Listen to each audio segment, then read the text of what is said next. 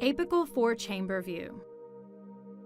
Turn the patient onto their left side, as this will pull the heart forward in the chest for better visualization. Scan down the nipple line with the dot aiming towards the patient's axilla. Tilt the probe upwards towards the patient's point of maximal intensity to obtain the view. You may need to tilt up and down with the probe to obtain the best image.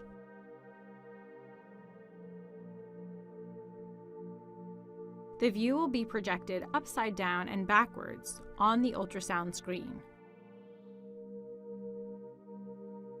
Note the chambers are labeled for each structure.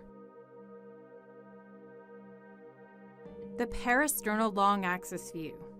Begin by placing the probe at the second intercostal space at the left sternal border. The dot will be pointing in the direction of the patient's right shoulder. Scan down the left sternal border until the image comes into view. You may need to tilt or rock your probe to obtain the best image.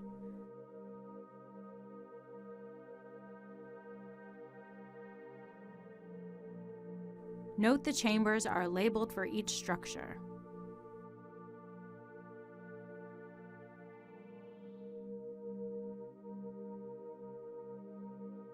Parasternal short axis view.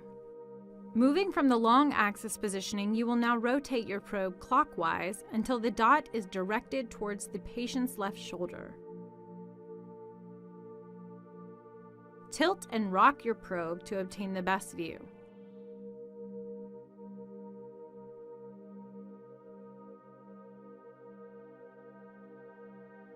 Note we are visualizing the papillary muscle view of the left ventricle. The chambers are also labeled for each structure.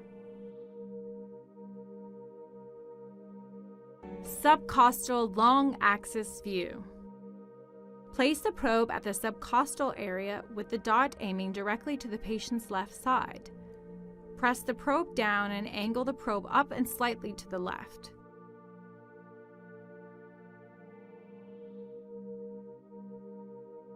You will note the liver at the top of the screen with the 4-chamber view below. The chambers are labeled for each structure. The inferior vena cava.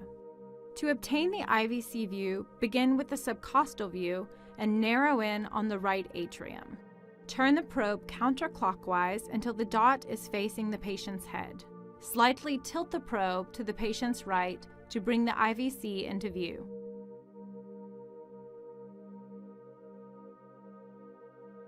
Note the IVC runs through the liver.